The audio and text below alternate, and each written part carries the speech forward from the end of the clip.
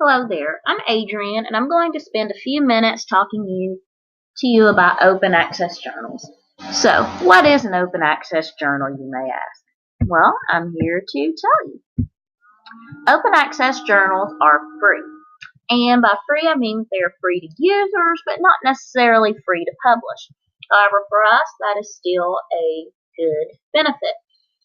It is an online source, and what's most important about open access journals is that it provides quality information to the public without typical copyright and licensing restrictions.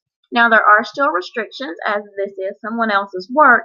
However, they are not as stringent when you are utilizing these sources to reuse them, to copy them, to use them in a classroom setting, those types of things. Kind of a lot of it falls under the fair use categories. Also, with open access journals, open access refers to all types of media, not just written journals, but it can include photos, music, media, etc. Here is a video for my visual learners out there that gives a brief overview of all that is entailed with open access. It's just about 2.5 minutes long, so we're going to watch this and then chat about what we saw in a moment. Databases, journals, and books necessary for scholarly research. Let me back that up for you. Open access, in a nutshell. Brought to you by CSUSB's John M. Pfau Library. To understand what open access is, we must first look at traditional models used to disseminate scholarly research.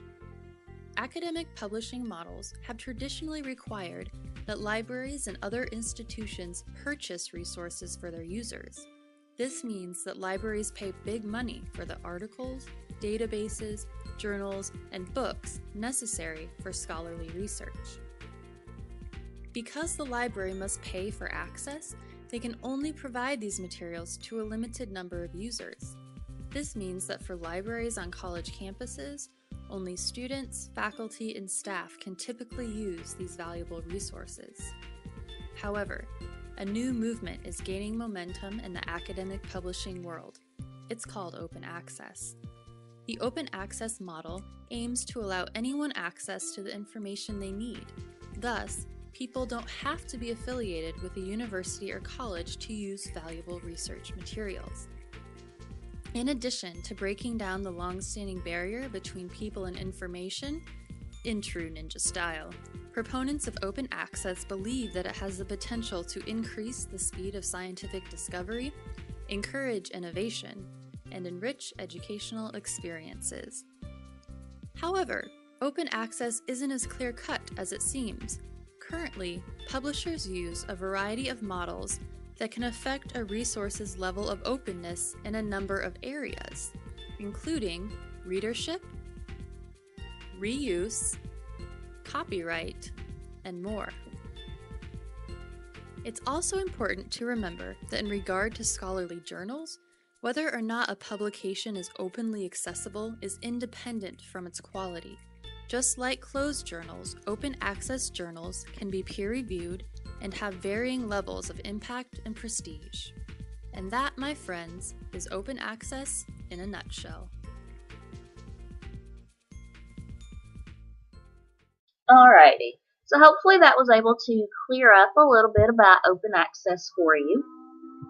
Now we're going to talk about the pros and cons of open access. Just like anything in our lives and in the world of academia, we have the good and the bad. So let's start with the good. Again, these are free for researchers. So, OA journals save users from paying for access to quality research. Now, at the current time, I'm a student at Western Kentucky University, so I have access to many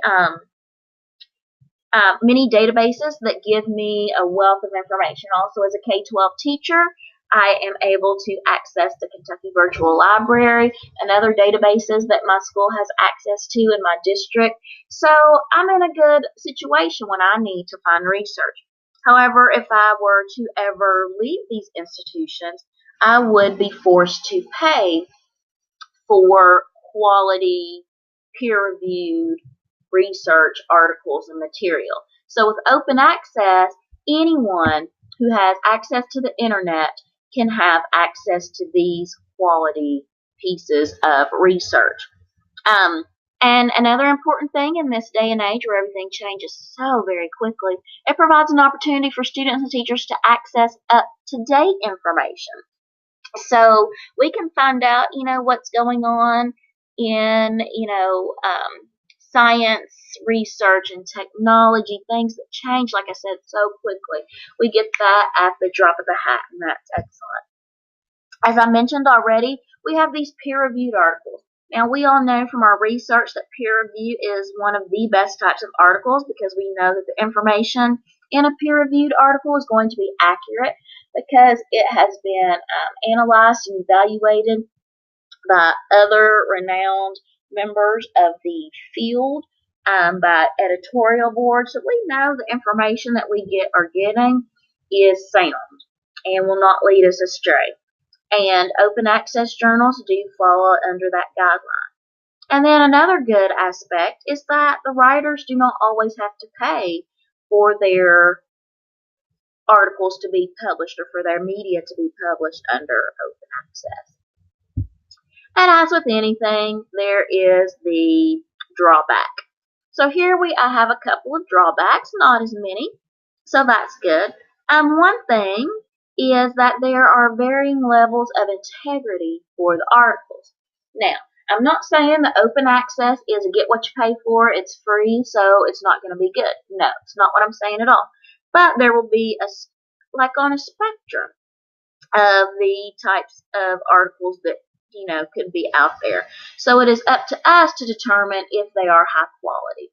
Even as a researcher, we need to be held responsible for the types of resources we cite and utilize. So later on in this PD, we're going to talk to you about the PEAK method. And we can use this PEAK method to determine if indeed these articles are high quality. And, with everything, sometimes writers will still have to pay for publication, but as in some of the research I looked at, there are grants available to help cover those costs and other creative measures to help get especially new writers out there, out into the world of academia, so that their name will be known and they will become respected in that particular field. Alrighty, and last but not least, we have this Directory of Open Access Journals, the DOAJ.